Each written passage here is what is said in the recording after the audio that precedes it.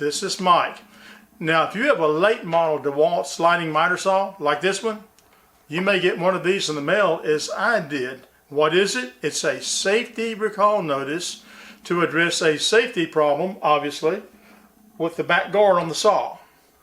Now, if this was your car, you'd take it down to the dealer, they'd fix it, and you'd come home happy, right? Not in this case. With Dewalt, you contact them, they'll send you parts, and you fix it. So if you want to know more about the process and what to do when you get the parts, stay tuned and I'll show you. Here's what a complete blade guard assembly should look like. And both pieces are entirely made of plastic. Now look at my blade guard now. Notice something missing? And here it is. I found this in the dustbin behind the saw. I guess I'm lucky I wasn't hurt when it come off. I never knew it. And I've been using it right and left. If you didn't get a card in the mail, I'm sure you're wondering, is my saw going to be included? Well, it only covers 3 models: DWS 779, DWS 780, and DHS 790. And even if you have one of those saws, it's date specific. It covers saws that were made between April 2019 and April 2022. Now your date code and your model number will be on this label right on top of the saw motor. Now your model number is in the upper left hand corner of your label. Now you can see I've got DWS 779 is my model number, type 21. The date code is embossed into the motor housing right here. It's a little hard to read, but I can make out 2019-04. So this saw is covered by the recall. Now if you have a green dot in this location, it means the saw's already been inspected and it's not covered. So I took denatured alcohol and I rubbed really good and tried to clean those numbers up. And when I was done, they were actually much more readable. If you still can't read the numbers very well, here's my hack for the day. Take some sidewalk chalk and just kind of bear down a bit and fill those embossings up with that chalk and then wipe them off pretty good with a dry rag. And now you can see the numbers kind of pop. This is the back of the recall notice, and there's some general information here about what's covered and etc. But the main thing here is this section right here gives you 3 options to contact them to claim your recall.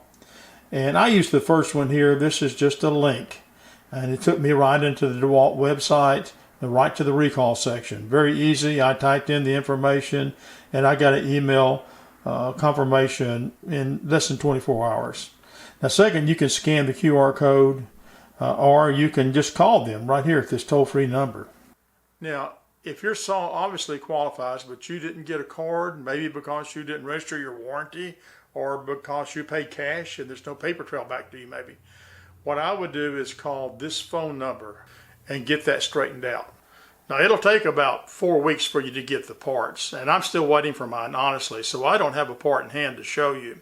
But the replacement procedure is identical for the old part as it is for the new part. So I'm going to go ahead and show you how I would do this. But keep in mind, if you type in the link on that card, Dewalt does have a pretty darn good video on there to show you how to do it. It's only about 4 minutes long, and you can compare the two. First you'll need to remove the saw blade and then just set it aside. And I made the assumption here that most saw owners probably already know how to do this. So we won't reinvent the wheel here. However, if you need the instructions, there's a link at the end of this video to show you how. The entire removal and replacement can be done with the wrench they provided you with your saw. However, you can also use a drill with a T30 Torx bit. So let's take the old part off. Before we do anything else, I'm going to squeeze the 2 sides of the inner hinge part, and it should pop right out and of course right out of the way. I use my wrench to start removal of the mounting bolts. Now there's one on the side and there's one on the bottom, and then I finish backing them out with the drill and the Torx T30 bit. To install the new part, you simply reverse the procedure. It's easier to start with the bottom bolt. And here again, we just want to get it started. Just make a few turns with it because you're going to have to turn this and position it to put in the side bolt. And I found it easier to start in the upside down position. Now we'll do the upper bolt, and I'm going to go ahead and hand start that.